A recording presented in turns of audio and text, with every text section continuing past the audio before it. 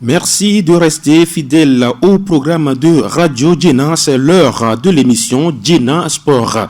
Nous abordons 3 sujets dans l'actualité sportive chez nous et ailleurs, puisque nous faisons le bilan du CHAN, le championnat d'Afrique des Nations, qui a couronné les Lions de l'Atlas. Les Lions de l'Atlas qui succèdent à eux-mêmes dans la compétition. C'est une première dans le CHAN. Nous évoquons également l'enquête administrative qui a été diligentée par le gouvernement. Sinon, le ministère des Sports, la fédération est innocentée par le rapport d'enquête qu'elle suite à donner à ce dossier. Et puis, reprise annoncée des championnats au Togo, les clubs sont-ils réellement prêts pour un retour en compétition en mois de mars? Voilà donc de quoi il s'agira dans cette émission qui a comme invité Donald Ali Yaki. Il est secrétaire général de l'association des entraîneurs de football du Togo. Donald qui est également, mais sauf que voilà, il n'est plus véritablement avec nous, un confrère également. Donald, bonjour. Bonjour Latif et bonjour à tous ceux qui nous écoutent. Ça fait plaisir de vous avoir, c'est la première fois. C'est la première fois, c'est vraiment un plaisir pour moi d'être dans ce studio et pour en débattre de ce que nous aimons tous, le sport. Et surtout aux côtés de Rodrigue Arrigo, notre confrère de Radio Canal K. Rodrigue, bonjour. Bonjour Latif, ravi de retrouver Donald Ali Yaki après quelques années, parce que depuis qu'il est devenu entraîneur, il a totalement disparu dans le monde médiatique. Mais comme on le dit, on est journaliste à vie et c'est avec beaucoup de plaisir que je le retrouve pour partager ensemble ce plateau. Voilà, Rodrigue Arrigo, il est secrétaire général adjoint de la GICIT, puisqu'on parle des secrétaires généraux. Bon, lui, je ne sais pas s'il est secrétaire quelque part, mais lui, c'est Eli Eric Modeste Atikbo, avec beaucoup de plaisir. Il nous retrouve dans le studio après 3 bonnes semaines au Cameroun pour le CHAN. Eli, bonjour. Bonjour Latif, bonjour aux aînés, Rodrigue et Donald Ali Yaki, ravi d'être de retour au pays. Ouais. Ça fait plaisir. Ça fait plaisir. Eli de Radio Djena. Et puis, moi, je suis Latif Yorouma. Lui, c'est Rémi Hunkpati qui est de l'autre côté de la baie vitrée. Nous faisons rapidement le bilan du CHAN avec le Maroc qui succède à lui-même. Deuxième sacre, ce n'est pas ça qui est une première, mais c'est le fait que la nation marocaine succède à elle-même. Ça fait quand même une première, Rodrigue Arrigo. Mais ce n'est pas étonnant. Vous savez que ce qui pourrait étonner, c'est qu'on dise que celui qui a été premier de la classe est devenu deuxième. Maintenant que c'est le meilleur qui a gardé sa place, je me dis ce n'est pas une surprise et c'est plutôt une note de leçon à apprendre quand on sait qu'aujourd'hui le football n'est plus dans les incantations, le football n'est plus dans les gris-gris, le football n'est plus dans l'improvisation, le football n'est plus dans ce carcan de guerre de personnes ou d'improductivité ou de manque de résultats qui est finalement érigé en règle, en mode de gestion de football dans la plupart des pays comme le nôtre où on ne cherche pas à avancer, on stagne, mieux on recule.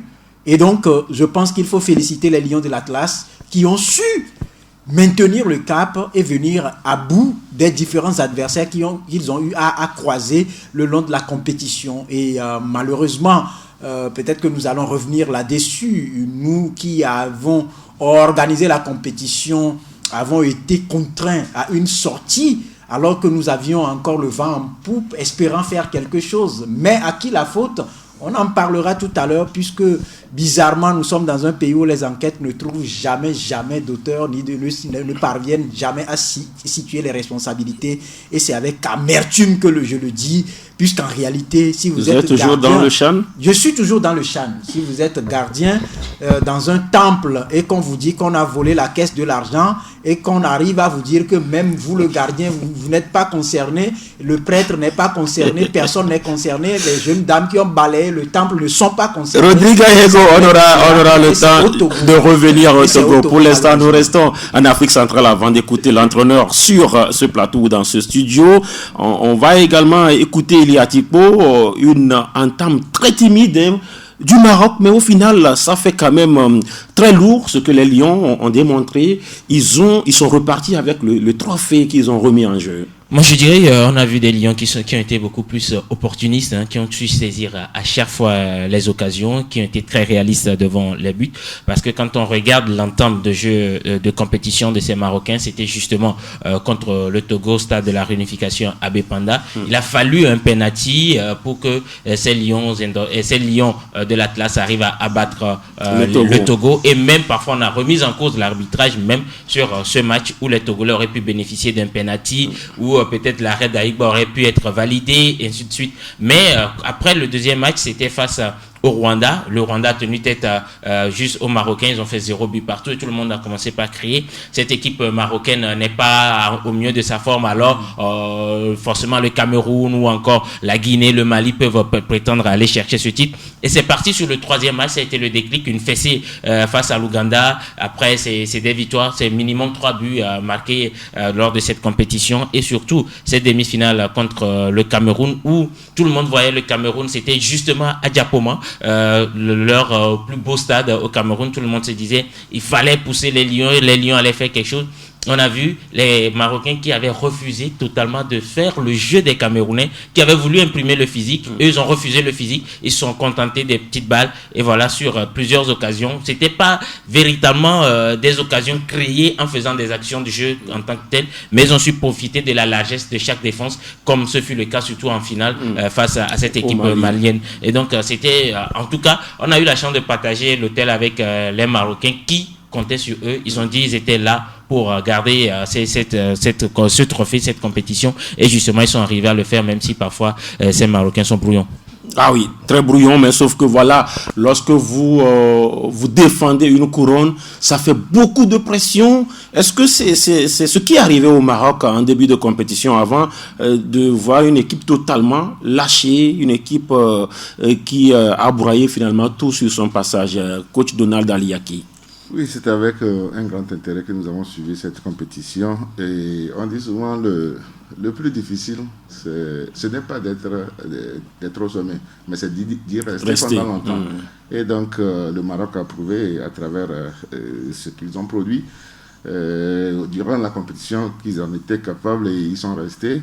Et ça fait la deuxième année consécutive qu'ils gardent le trophée. C'est bien.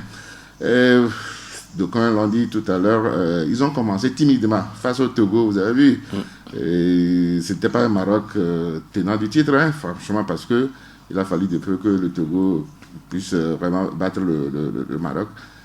Il était vraiment le pénalty refusé, le pénalty imaginaire sifflé. Moi, je dis imaginaire entre guillemets parce que moi, je pense jusqu'à aujourd'hui que ce pénalty n'a jamais eu lieu.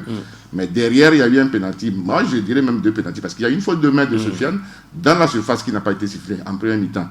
Et après, il y a eu un pénalty qui n'a pas été sifflé. Non seulement ça, l'arrêt de Moubarak, c'est vrai, c'est un pénalty à retirer parce qu'il a fait le pas avant le tir.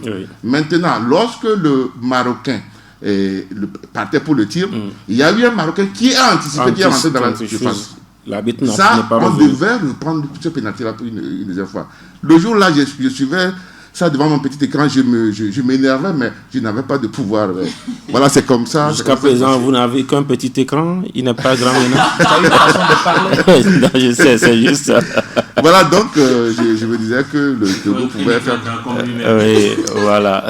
Alors donc, petitement, le Maroc est rentré dans la compétition. Vous avez vu au fil des matchs, ils ont gagné en confiance. Ils se sont dit, ah oui, on était encore capable de réitérer l'exploit du champ passé, donc ils l'ont fait jusqu'au score avec le Cameroun. Voilà, tout le monde avait vraiment espoir ou bien pronostiquait plutôt pour le Maroc. Et aujourd'hui, voilà, ceux qui ont misé sur le Maroc n'ont pas été déçus. Voilà. Vous voulez rebondir, Elie, avant Rodrigue? Oui. Cette équipe marocaine, tout le monde avait figé ses yeux sur un certain El Kabi, qui avait fini meilleur buteur de la compétition. Ayoub El Kabi. On s'est beaucoup plus contenté d'être sur El Kabi, et même quand vous regardez l'équipe togolaise, la défense était beaucoup plus concentrée sur El Kabi, ainsi de suite, et ça a permis à certains Raimi de sortir de nulle part pour finir meilleur joueur et meilleur buteur de cette compétition. Et je félicite également l'entraîneur marocain qui a su lire à chaque fois le jeu, qui a su apporter les changements qu'il fallait, qui a su tenir un discours quand même au niveau de cette équipe marocaine. Aujourd'hui, moi, je trouve que El Kabi n'a pas fait une compétition assez extraordinaire. Il a marqué directement en finale, sinon le reste, c'est sur les tirs et les pénaltys. Il a fini avec 3 buts. Oui, voilà. Et justement, même s'il reste le meilleur buteur de l'histoire de cette compétition qui a le Chan, avec ses 3 buts plus ce qu'il avait les 9 de 2018. Il y a également un Yaya Diabran ou encore des Soufiane qui sont sortis de ce lot. Et moi, je dis, c'est la preuve aujourd'hui que le championnat marocain est un championnat assez bien organisé et qui se répercute aujourd'hui sur la compétition. La preuve, quand on regarde les compétitions interclubs au niveau de l'Afrique, ils avaient placé 2 équipes en demi-finale de la Coupe des Confédérations, 2 autres équipes en demi-finale de la Ligue africaine des champions. Et donc, aujourd'hui, la plupart sont arrivés du Raja, du WAC, et donc vous de Berkane. Et ça fait que c'est beaucoup plus une ossature. On doit pouvoir, nous aussi, en Afrique, au sud du Sahara, tirer, et surtout au Togo, tirer les leçons de ce sacre quand même du côté marocain. Du Maroc. Nous améliorer. Avec le centre Mohamed VI aujourd'hui qui quand même fait des choses. Alors, le coach a parlé de l'équipe du Togo qui quand même avait été valeureuse face au Maroc qui au final gagne le trophée déjà en 2000. C'était le cas du Togo qui gagne même le Cameroun, mais le Cameroun qui finit sur le toit d'Afrique en 2000 à la CAN. Est-ce que quelque part, juste on s'accroche juste au regret ou quelque part on a de la valeur, mais c'est l'organisation qui manque au Togo? Rodrigue Ahego. Il y a une question d'organisation d'abord et une question de responsabilité morale également, parce que ça fait longtemps qu'au Togo, on ne se contente pas d'une certaine fougue qui puisse propulser une équipe vers une quelconque coupe. On préfère plutôt sur une victoire, même si on a perdu par exemple 20 matchs, une victoire d'1-0 suffit pour qu'on compte des cadavres, par exemple, dans la capitale, au pays. Et donc, on se contente du résultat, du peu des résultats. Et vous allez voir que c'est sur le peu de ces résultats qu'on va débloquer des moyens pour payer des primes de campement, des primes de victoire. Patati patata, on ne demande à personne, par exemple, de rendre compte pour qu'on puisse situer les responsabilités et réfléchir à ce qu'il faut faire pour avancer. Et quand vous prenez cet aspect-là, les pays qui tiennent aux meilleurs résultats, ce sont des pays qui sont aux aguets, des pays qui sont à l'écoute, des pays qui s'adonnent à une lecture donnée et qui cherchent à toutes les occasions à sortir ou à produire du talent. Nous ne sommes pas là. Écoutez, s'il faut être sincère, sur 10 ans par exemple, au Togo, on peut parler des mêmes joueurs sur 10 ans au Togo. On peut par exemple retrouver, ça ce n'est pas un mensonge, tout le monde le sait, vous êtes entraîneur, Donald Ali, à qui vous pouvez le dire.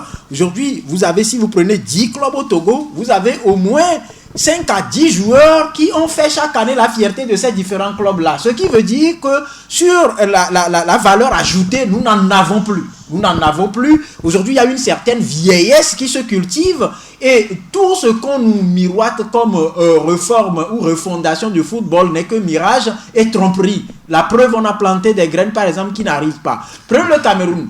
Lorsque je dis, il y a aussi un travail psychologique à faire à ce niveau. Lorsque on gagne un adversaire, il faut apprendre à monter en puissance. Soit on maintient le cap, ou soit on monte, mais on ne regresse pas. Mais qu'est-ce que vous constatez? Au premier match, on a un bon résultat, et puis au second match, on a une désillusion.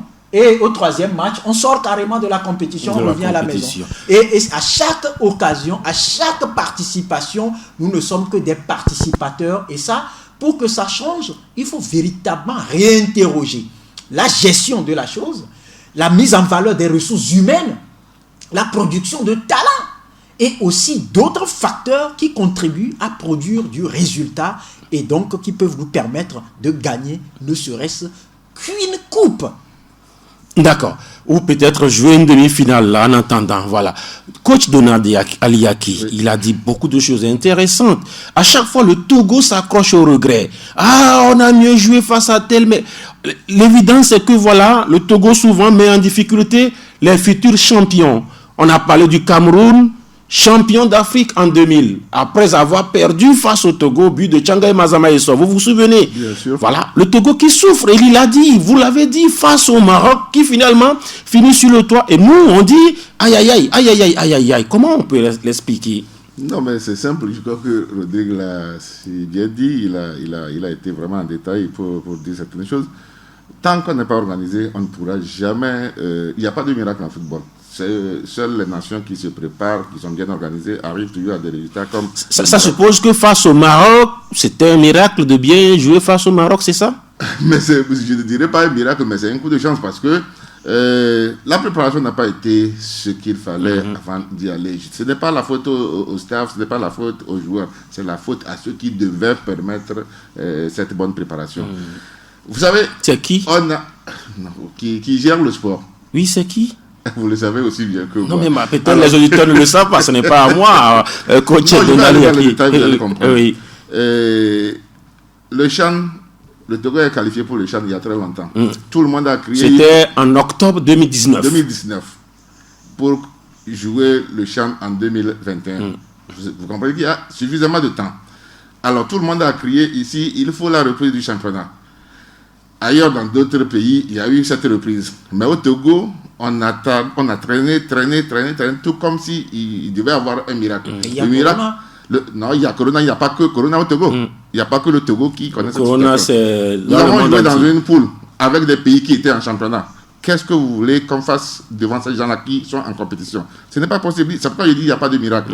Seuls ceux qui se réveillent vite, se préparent bien dans de bonnes conditions, ont les résultats escomptés. Alors, le Togo, qu'est-ce qu'il devait faire? On est qualifié il y a longtemps. Même si on ne va pas permettre à la reprise à tout le monde du championnat, on connaît au moins ceux qui doivent représenter le Togo. Isoler ces gens durant 5 à 6 mois, pourquoi pas? C'est pas interdit. Ça va peut-être remplacer le championnat qui devait se dérouler sur une période similaire à ce temps que j'ai donné. Mais ça n'a pas été fait. Aujourd'hui, si vous voyez la prestation des joueurs togolais, elle est quand même honorable. Mais ça ne suffit pas pour on ne peut bien jouer que sur 1 ou 2 matchs. Sur 1 ou 2 matchs. Et peut-être que, justement... Dans une compétition comme ça, il faut être prêt physiquement. Vous avez vu contre le Rwanda, on marque, quelques secondes après on encaisse. On marque, ça veut dire qu'on n'a pas les ressources physiques nécessaires pour pouvoir maintenir notre avance sur l'adversaire. Et au finish, lorsque le Rwanda a marqué, avant nous, on n'a pas pu réagir. Voilà, c'est ça. Justement. Donc, tous ces paramètres étaient vraiment... Pour refermer ce dossier, justement, vous avez parlé du Raja, du WAC et de tout. Au fil de la compétition, le Maroc a marché sur tout le monde parce que, justement, les joueurs étaient physiquement là, contrairement aux autres pays qui n'étaient pas en compétition. On a commencé par s'alarmer bien avant notre départ pour le Cameroun. Vous vous souvenez de ce match amical contre le Bénin ici à Lomé? On a suivi ça au stade de Kégué et on a vu la défaillance physique de cette équipe et tout le monde, soyons francs, personne n'espérait cette équipe togolaise produire ce que elle a eu à produire. Parce que ce que moi j'ai vu ici au stade de Kégué contre le Bénin, je me suis dit ok, c'est 3 matchs pour revenir à la maison. Peut-être on fera un match nul face au Rwanda. Vous ne vous êtes pas trompé. Oui. Sauf qu'à un moment donné on a dû rêver. Oui, à un moment donné on a dû rêver parce que oui, on a produit du beau jeu face au Maroc. On est arrivé à gagner l'Ouganda et on s'est dit que le Rwanda ça devait passer. Et moi j'ai dit à un moment donné les Togolais on a pris le Rwanda de haut. On s'est dit on était meilleur que le Rwanda. Mais aujourd'hui, on a pêché où? Beaucoup plus physiquement chez les joueurs. On va pas, oui, il y a la part du staff sur lequel je vais revenir, mais d'abord, les joueurs physiquement ont flanché. Vous regardez tout dit qui sort après avoir pris un crochet parce qu'il se tient le ventre. Forcément, à un moment donné, c'est la débauche d'énergie. Il faut boire, et ainsi de suite. Les joueurs, Tchaki Marouf, qui se blesse parce que c'est un manque de rythme. Il n'a pas eu assez de temps pour préparer ses muscles. Amekou Dinyama, Akate, tout ce beau monde était fatigué. Et ça, c'est parce qu'on a crié tout le mois, depuis qu'on est arrivé à partir du mois de septembre, nous tous on a commencé par crier attention, nous avons le CHAN derrière, commençons au moins par jouer, ne serait-ce que 10 journées de championnat, ça permettra aux joueurs d'être dans les meilleures conditions pour arriver. Quand vous prenez les équipes qui ont fait les demi-finales, à l'exception du Cameroun qui n'a pas de championnat, et même qui a été poussé par son public. Tous les autres sortent de championnat ou bien sont encore en championnat. La Guinée joue. Le Mali vient juste de finir pour arriver au niveau du CHAN. Le Maroc joue et ils ont même joué jusqu'à en demi-finale finale de la Ligue africaine des champions et autres. Et donc, on ne pouvait pas prétendre être au-delà. Maintenant, secondo, ce qu'on avait, moi, quand je regarde les buts qu'on a encaissés, et surtout, je me pose la question, à quoi nous sert réellement ce staff étoffé d'anciens joueurs. Quand vous avez Abalo Dossé, qui fut grand capitaine de cette équipe du Togo pendant le mondial, vous avez Franck Doté. Défenseur encore. Franck Doté, pareil. Vous prenez Agassak aussi, gardien. Vous regardez le but que Aïgba prend face à l'Ouganda sur cette frappe. Aïgba, sur une belle claquette, sortait cette balle. Ça me rappelle un peu la tête de Zinedine Zidane face à Buffon lors de la finale de 2006. La belle claquette de... Et ça, c'est une envolée pour... Et puis le but ougandais également nous rappelle celui de Wakaso. Face à Agassa, c'était à Tamale. Voilà. Je pense que sur cet arrêt, Moubarak aurait pu gratifier Rémi peut-être d'une belle photo sur cet arrêt. Maintenant, vous prenez le but face au Rwanda, le premier égalisateur. Le gardien dans sa surface attend aisément le ballon, comme si l'adversaire ne cherche pas le ballon. Second but, également dans son petit rectangle, il ne va pas aller chercher le ballon. Maintenant, je me pose la question, à Abalo Dossé, quand tu es un défenseur, grand défenseur, quand on encaisse premièrement comme ça, mais qu'est-ce que tu fais? C'est au mental, tu repositionnes tes joueurs. Ce qui a irrité beaucoup, c'est qu'à chaque fois que les joueurs marquent, il tombe dans les bras d'Abalo Dossé. Ça veut dire que lui aussi va à l'euphorie. Il revient en même temps, égalisation. Les gars, concentrez-vous, revenons. Finalement, moi je dis à un moment donné, c'est ce staff également qui a à 60%, si on met le tendon d'Achille, ils ne nous ont pas aidés. Vous savez, s'il faut aujourd'hui... Une minute seulement pour refermer cette fenêtre-là, oui. J'appelle promenade de santé au Cameroun. Je crois qu'il y a Donald Ali qui l'a dit, il y a la façon dont les autorités togolaises dorlotent le coronavirus. Je l'ai dit, je suis furieux depuis quelques jours parce que s'il faut vraiment faire une statistique sur l'état sanitaire, le paludisme n'a pas encore le corona n'a pas encore tué plus que le paludisme au Togo. La faim, le corona n'a pas encore fait plus de victimes que la faim au Togo, mais on n'a jamais décrété l'état d'urgence pour combattre ces fléaux-là. On a eu à connaître beaucoup d'autres pandémies. Mais ces deux maladies ne sont pas... Écoutez, je vous en prie, laissez-moi... Voilà, contagieuse. Non, je vous en prie, s'il vous plaît. Vous pensez effectivement... La famine n'est pas contagieuse. Vous pensez effectivement que s'il faut dire la vérité autour de cette situation qui a permis de restreindre les espaces de liberté, on n'a pas à dire. Allez dans les marchés. Allez voir ce qu'on met dans distanciation sociale au marché ou le port de casque au marché. Et donc, s'il y a des lieux où on doit compter par centaines tous les jours où le marché s'anime, c'est au marché. Mais on ne peut pas fermer un marché. Mais on ne peut... Attends. C'est asphyxier la population. Ailleurs, on a pris des dispositions. Je voudrais juste parler de la gestion à géométrie variable de la pandémie qui pénalise certains secteurs. Les sportifs, justement. Qui permet, par exemple, aux autres de mener tranquillement ou de vaquer librement aux occupations. On pouvait, par exemple, à défaut de remettre tout le championnat en selle, jouer des tournois à 4, à plusieurs répétitions, avec à plusieurs reprises, avec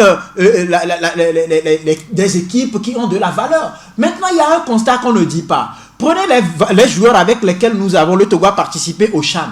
Mais la majorité a pris part également à la représentation sur le plan continental, que ce soit avec la SEK ou que ce soit avec Asco de Kara. Et pour quels résultats? Les mêmes résultats. Il y a problème. Il y a véritablement problème. Et en cela, je situe la responsabilité au niveau de l'État qui ne veut pas, par exemple, prendre ses responsabilités pour trouver des valeurs sûres qui peuvent permettre de donner une image et du fond à notre football. Et quand on vient à un staff, le staff a pleinement raison. Qui demande à qui de situer quelle responsabilité? Qui produit quel rapport sur quel échec à qui? Alors, on est dans l'idolâtrie.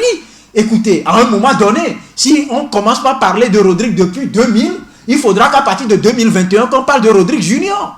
Parce que je ne peux pas être éternel. Si vous suivez mon regard, vous comprendrez. Ce n'est pas la valeur qui manque. Il vous aura compris, les auditeurs, je crois bien. Oui. Ailleurs, il y a touché du doigt, par exemple, les anciennes gloires ou les anciens joueurs, pas trop anciens, qui ont encore de la verve et qui entourent cette équipe improductive.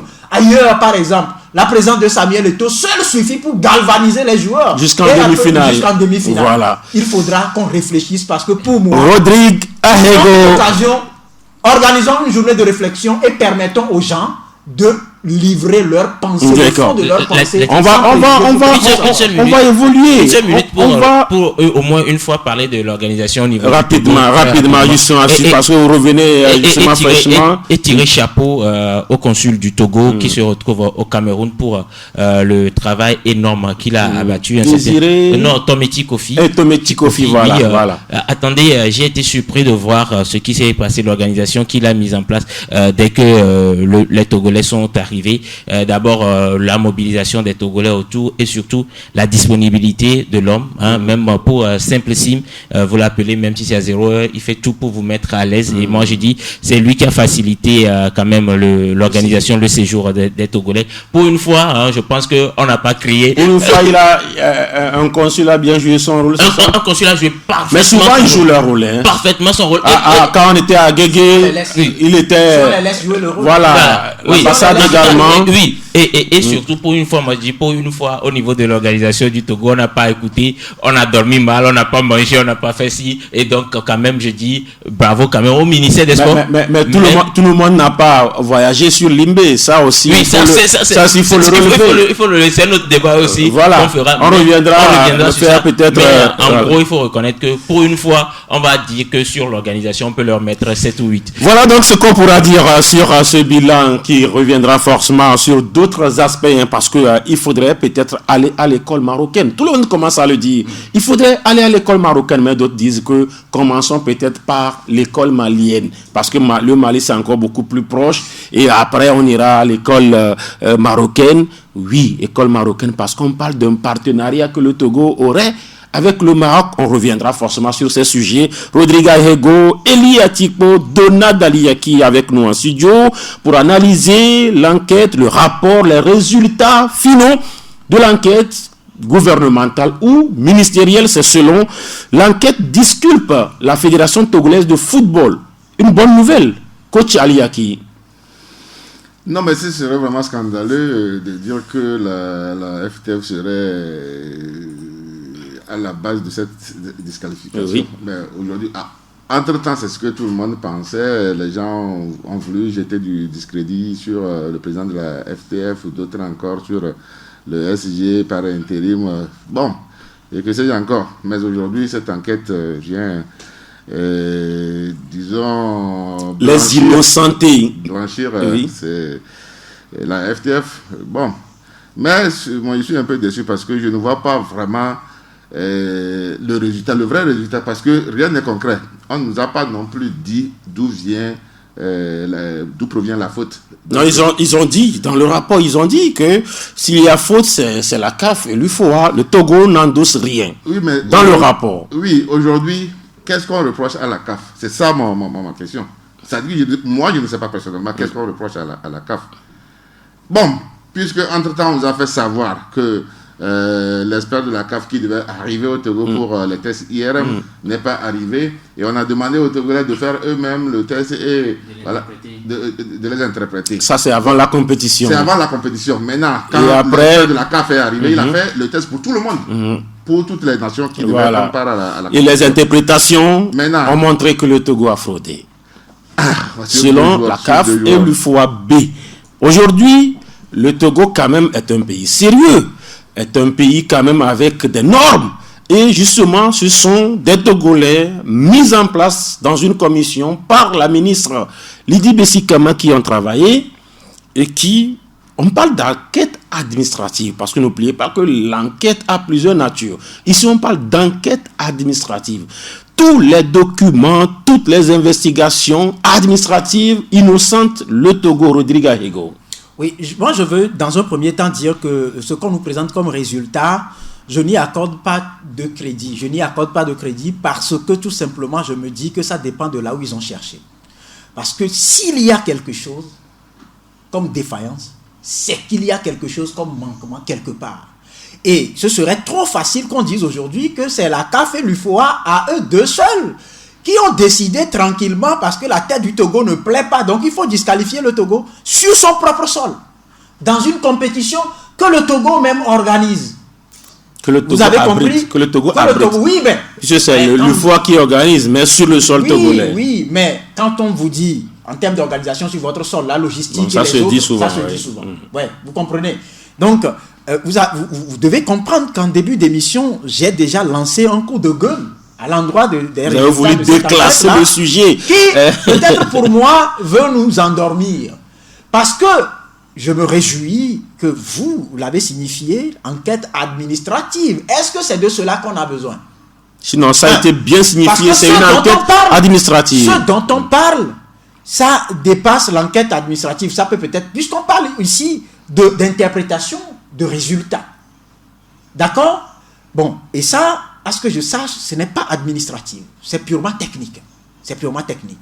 Et nous-mêmes, est-ce qu'en âme et conscience, nos joueurs ont les âges que nous leur attribuons à travers les pièces d'identité fournies? Parce que je rappelle, on peut avoir 20 ans et être porteur d'un jugement supplétif qui te donne 15 ans.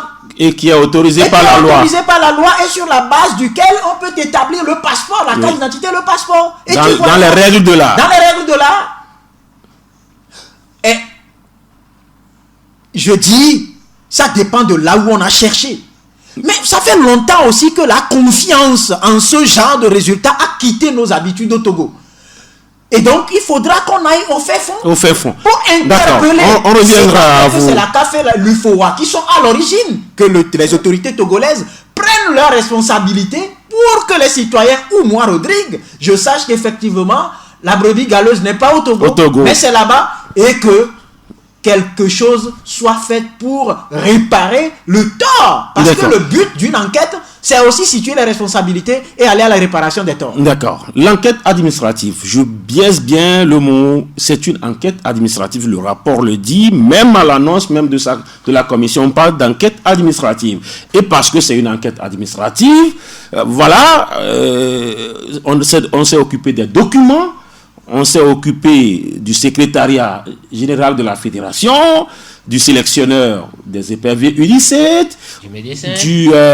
du médecin, sauf que l'interprétation ou bien les comptes expertises n'ont pas été véritablement à l'ordre du jour de cette enquête. On s'est intéressé aux deux joueurs inculpés ou bien pas, en tout cas épinglés ou bien concernés.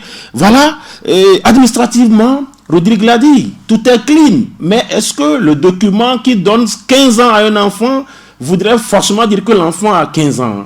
Elia Tipo. Écoutez, je crois que dans toute enquête d'abord, ça passe par l'administration d'abord. Quel que soit ce qu'il y a, même si on veut mettre une enquête judiciaire ou pénale, c'est qu'on va commencer d'abord par demander les documents, les correspondances avec la CAF et tout. Et donc déjà, c'est ça qui commence par situer la première étape. La première étape. Et cette première étape dit que la FTF est clean. D'accord. La FTF est clean. Je ne suis pas là. Je n'ai pas vu les correspondances. Je leur donne du crédit. Nous aussi, on les a pas vus, hein. Donc, voilà. Justement. Et donc, moi, je donne du crédit. Officiellement, on donne du crédit à ça. Personnellement, même si Rodrigue lui dit ne donne pas de crédit. Voilà. Maintenant, quand on est face à cette situation, l'IRM, pour moi, d'abord même, c'est un problème. L'IRM, pour vous, pour moi même, c'est un problème. Du moment où c'est soumis à interprétation. Justement, c'est comme on est en train de faire cette émission. L'oscillation de nos micros. À un moment donné, Latif, vous pouvez voir, vous, à votre niveau, dire, cette oscillation, le volume, il est trop haut. Et moi, je dirais, le volume, il est peut-être trop bas. Ou bien il est bon. Ou bien il est bon. Et donc, vous comprenez que l'interprétation va différer d'un médecin à un autre. C'est un peu comme votre palu. Un médecin vous dira non, ce n'est que le début, prenez juste de l'artéméter, ça va passer. L'autre dira non, attention, il faut que je te mette sous perfusion pour que ça ne fasse pas quelque chose. Et donc, moi j'ai dit, au-delà de ça, Bon médecin. C'est selon. Celui qui me dit de prendre de l'artéméter, il est aussi bon. Et donc, maintenant, pour moi, à ce niveau, si le Togo n'est pas responsable, où se situe la responsabilité alors? On nous dit au niveau de la CAF et de l'UFOA. Maintenant, que les autorités aident la fédération à faire justice au Togo.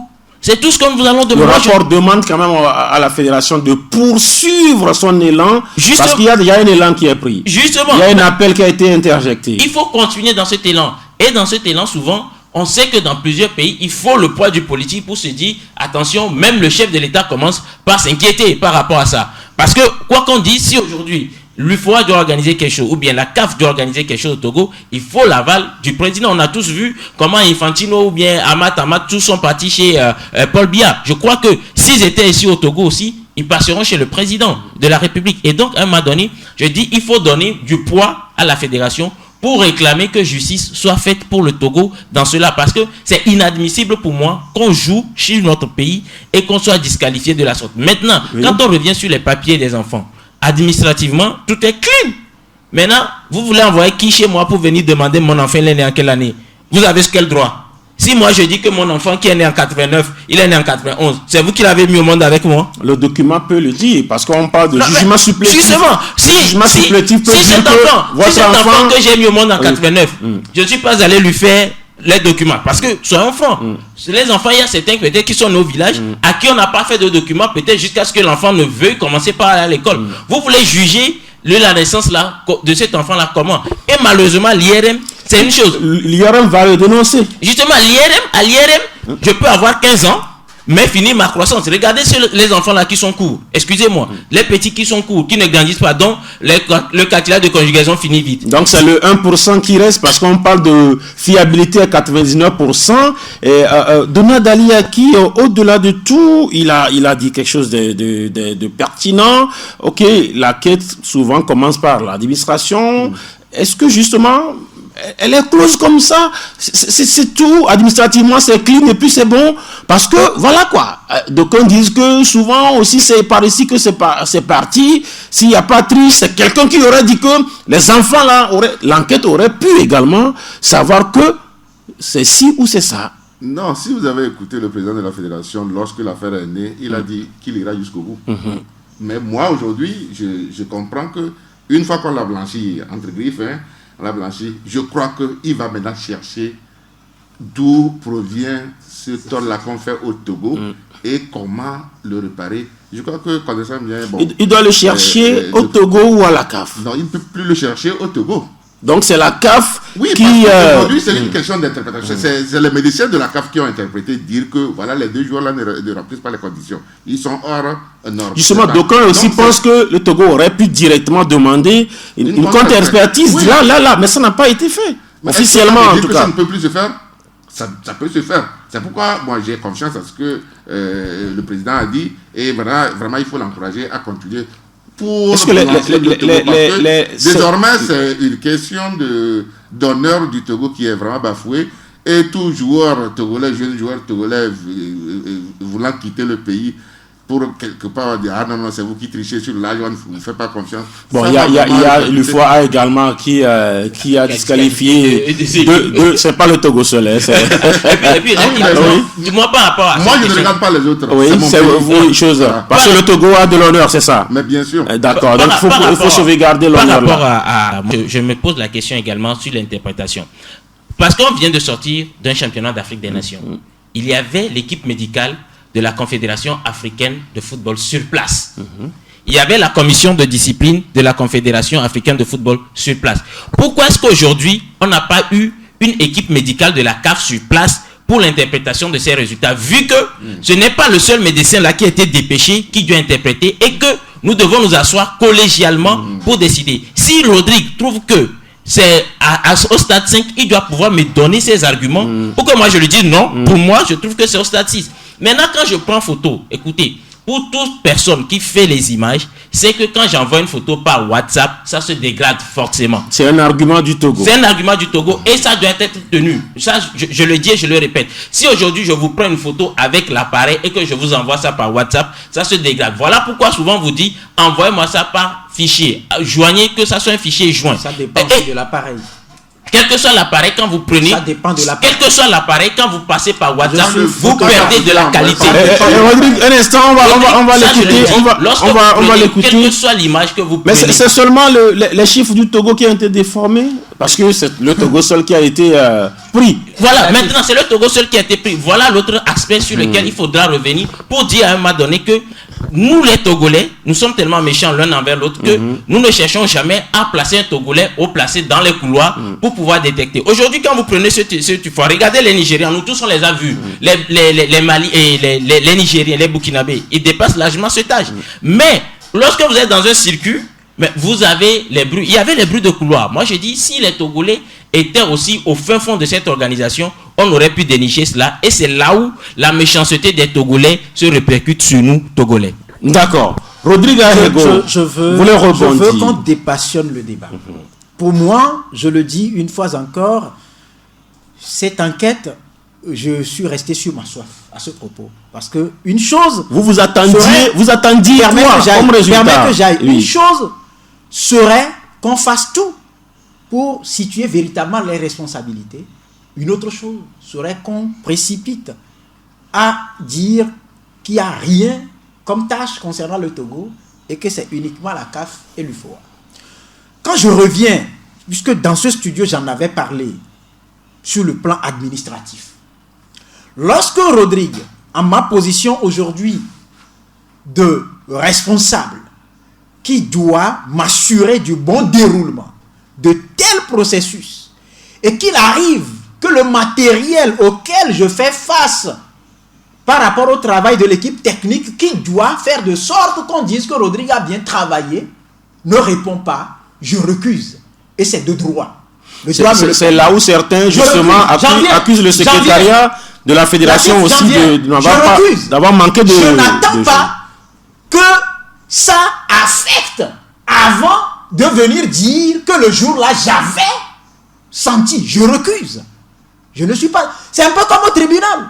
Lorsque je viens, je trouve que le juge qui va connaître de mon affaire, j'ai eu des antécédents avec lui, et qu'en aucun moment il ne pourra dire le droit, je recuse le juge. C'est de droit. Ça n'a pas été fait.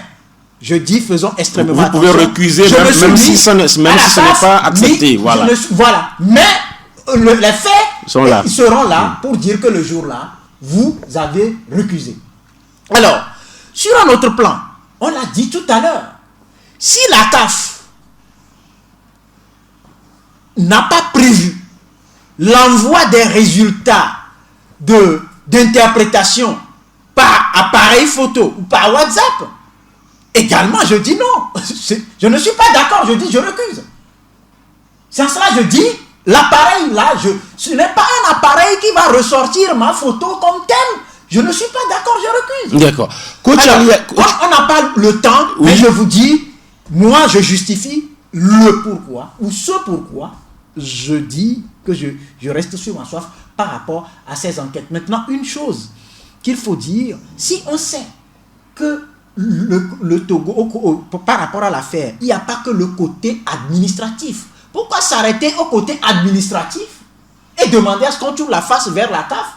Si la CAF déjà a pointé du doigt le Togo en termes de responsabilité et continuer sa compétition dans notre pays jusqu'à la finir, la CAF et le FOA persistent que c'est nous. Alors, il y a encore deux questions sur ce sujet. Et situer les responsabilités pour laver les affronts. La première question est à vous, coach Donald Aliaki, puisque dans votre développement sur ce sujet, vous l'avez évoqué, il y a d'aucuns qui pensaient peut-être voir le président ou bien le secrétaire au centre de cette affaire. Mais ceux qui pensent que justement le secrétariat est au centre de cette affaire, c'est ceux qui aussi pensent qu'il y a eu trop de légèreté, parce qu'on dit on attendait le médecin de la CAF qui n'est jamais arrivé. On attendait le médecin qui devait arriver pour la compétition qui arrive la veille. Et après, c'est justement le Togo aurait pu dire non en tant que pays organisateur. Mais on a fermé les yeux sur tout cela. Et à la fin, c'est le Togo qui maintenant est victime. Oui, moi je pense qu'aujourd'hui, c'est pour cela que je dis il faut faire face à la CAF maintenant. Et en commettant d'autres experts, d'autres médecins, pour faire la contre-expertise. Il n'y a que la contre-expertise qui peut nous donner raison ou tort. Vous voyez, même si les gens pensent aujourd'hui que ce n'était pas le Togo seul, qu'il y a d'autres pays qui ont fraudé sur l'âge, aujourd'hui c'est nous qui sommes pointés de doigt. cherchons maintenant à laver l'affront en commettant des médecins qui vont faire la contre-expertise. Pour moi, aujourd'hui, il faut faire face. Quand la quête administrative blanchit l'administration, c'est-à-dire le président et le secrétaire par intérim, aujourd'hui, ça veut dire que tous les regards, à mon avis, tous les regards doivent être tournés vers la CAF. Et pour faire chose. Oui. Maintenant, il faut savoir également se tourner vers la CAF, où soit on est blanchi, soit la sanction sera corsée. Si justement vous intentez un procès, contre la CAF, c'est bien cela. Si ça ne marche, soit ça marche, soit on corse la sanction. Hein. Cette CAF-là, même qui est en perdition. Mais ça reste quand même une institution. C'est une CAF totalement en perdition. Et c'est une CAF même dont la crédibilité aujourd'hui est à remettre en cause. Aujourd'hui, totalement. Maintenant, vous le dites bien, il faut savoir se tourner vers la CAF. Parce qu'à un moment donné, le secrétariat de la FTF à l'époque disait qu'ils attendaient les notifications. Parce que ça a été une lettre de l'UFOAB qui nous disqualifiait. Maintenant, il nous faut un secrétaire administratif. Voilà. Bouraïma quelque chose. Donc maintenant, il fallait voir quelles sont les notifications, qu'est-ce qu'on nous reprochait exactement, l'exposé des motifs. Il faut l'avoir pour savoir quel plan prendre dans la suite de la procédure. Comment est-ce qu'il faut attaquer. Parce qu'au plan juridique, on parlait même d'une procédure qui est viciée. Donc, il faut savoir comment s'y prendre. Et peut-être, moi, je me dis, même si on dit qu'il n'y a pas eu quelque chose, peut-être au niveau de la FTF, on a pensé, il y a un nouveau secrétariat général, mettons toutes les compétences en place pour voir comment est-ce qu'on pourra le faire, et j'espère qu'ils vont pouvoir arriver. Maintenant, par rapport à votre première question à Donald, je ne crois pas que pour le CHAN, c'est le Cameroun qui a dit que l'équipe médicale arrive 4 jours, 5 jours. Ça, c'est de l'organisation de la Confédération africaine de football. Vous l'avez dit, c'est l'UFOA-B qui organise et le Togo abrite. Et donc, c'est à eux de dire, voilà, selon le plan de vol, notre médecin arrive à telle heure, voilà. Mais parce que même au CHAN, il y a des équipes qui ont passé les tests Covid jusqu'à 3 heures du matin parce que c'est une seule équipe qui doit circuler d'hôtel en hôtel et consorts. Et donc, ça complique véritablement la tâche. Maintenant, d'autres n'ont pas été satisfaits des résultats. Ils ont demandé des contre-expertises. La RD Congo, par exemple. La RD Congo, la Guinée-Conakry. Ce que le Togo n'a pas fait jusqu'alors. Maintenant, la contre-expertise n'a pas été faite jusqu'alors. Voilà. On attend quoi, finalement? Voilà, la contre-expertise, comment ça va se faire? Je ne sais pas. Si on va prendre les mêmes résultats, aller demander à ce qu'on les interprète ou on ramène les enfants. On ramène les enfants pour leur faire une il y a 1-2 mois déjà de plus. De plus, donc vous voyez, c'est ils disent souvent, après la compétition, le lendemain, tous les joueurs ont 17 ans. Alors que c'est souvent moins de 17 ans. Mais juste après un mois, tous les joueurs ont 17 ans. Souvent, c'est comme ça. Et donc, voilà. Vous êtes sur Radio Djena, on aura le temps. Pour l'instant, le Togo et sa fédération sont immaculés. Pour l'instant, c'est ce qu'on retient. On n'a pas de problème. Vous leur avez donné le nom. C'est selon. Oui, immaculé. Immaculé conception. Voilà. Il n'y a pas de tâche. Voilà. Clean. Le dernier sujet, on parle de la reprise annoncée des championnats, huis clos. De toutes les façons, reprise, c'est reprise. Mais on n'a pas le sentiment de voir des clubs déjà prêts, sinon des équipes déjà prêtes. C'est comme voilà quoi, les terrains même ne sont pas soignés, les aires de jeu, il n'y a rien. Est-ce que c'est la fine bouche? L'État dit ok, allez-y, et puis on se cache derrière. Rodrigue Ahego. Oui, je crois que c'est une question qui devrait normalement aller à l'entraîneur. Bon, je peux quand même, sur le plan organisationnel, on peut quand même jeter un regard là-dessus. Vous savez, on est là, et puis on stoppe tout, et on est là, et puis on dit reprenez. Mais c'est un peu embêtant. Il faut avoir le courage de le dire. C'est un peu embêtant. Il faut aujourd'hui évaluer les possibilités et les capacités des dirigeants de clubs à reconstituer leur club et à prendre des dispositions idoines pour démarrer un championnat. On ne se lève pas pour démarrer le championnat. Je vous fais observer que, parlant par exemple de la relance économique, il y a des réflexions qui se font sur la base des moyens financiers à mettre à disposition des sociétés entreprises pour assurer la relance économique. Est-ce qu'aujourd'hui, on en a parlé? On a rassemblé les gens, on parle de protocole sanitaire, et puis bon, on dit allez jouer.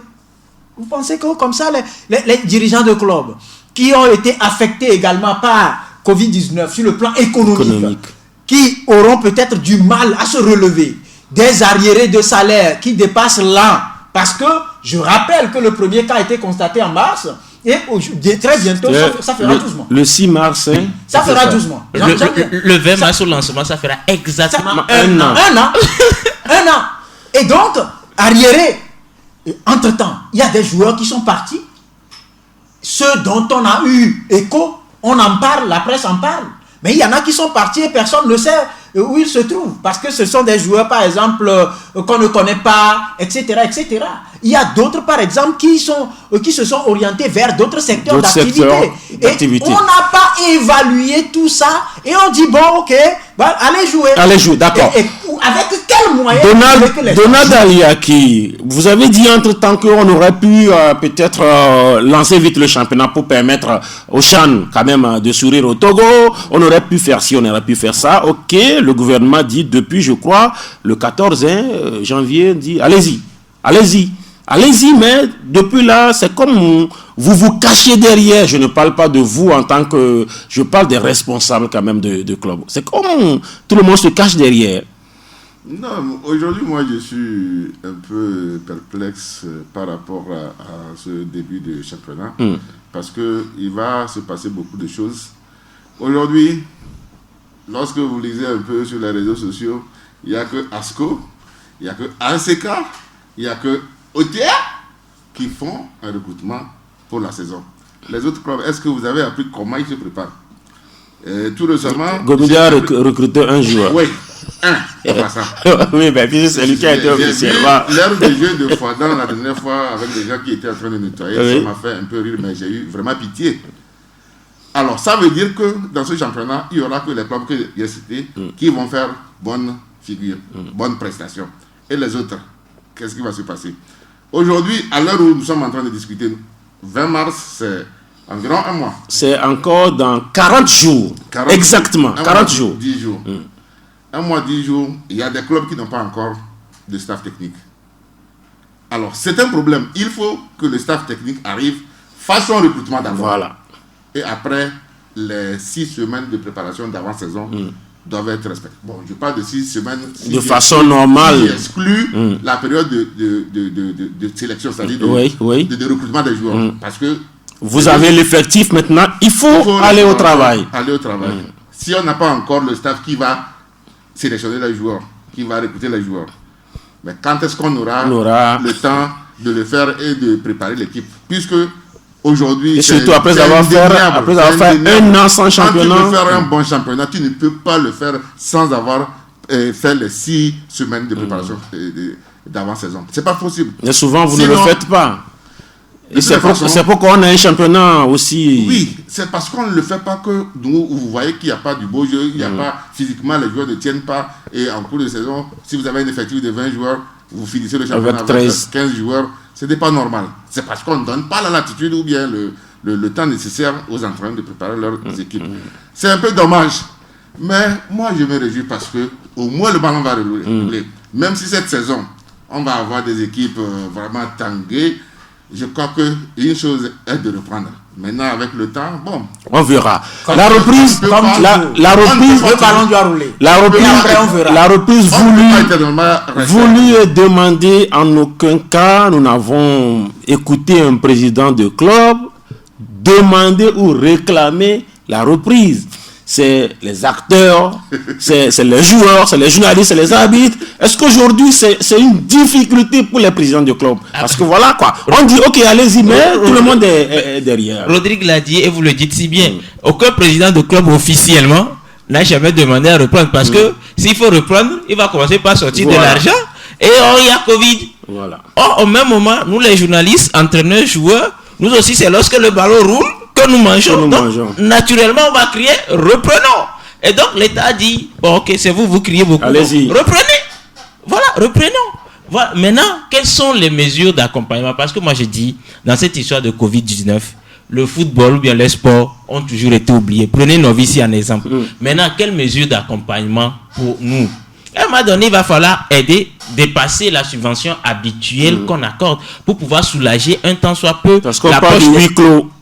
On parle de huis clos parce qu'il n'y aura pas de recettes. Est-ce que les joueurs seront testés peut-être avant les matchs? Qui va payer l'argent des tests, ainsi de suite? Ils seront regroupés quelque part. Et tout ça, c'est quand même beaucoup de choses. Jusque-là, moi, je veux voir l'aspect organisationnel. Là. Bon, il y a un nouveau chef de l'administration. On va voir comment est-ce qu'il veut se prendre pour l'organisation, qu'il nous sorte un schéma pour qu'on puisse apprécier. Parce qu'aujourd'hui, il y a beaucoup d'interrogations par rapport à l'organisation. Le format, la formule, il y a tout cela. Quels sont les espaces? On se plaint des stades. Est-ce qu'on va choisir des stades typiques où tous les matchs vont se jouer? Comment est-ce que ça... Il y a beaucoup de choses. Il faut également que la fédération propose concrètement quelque chose à l'État.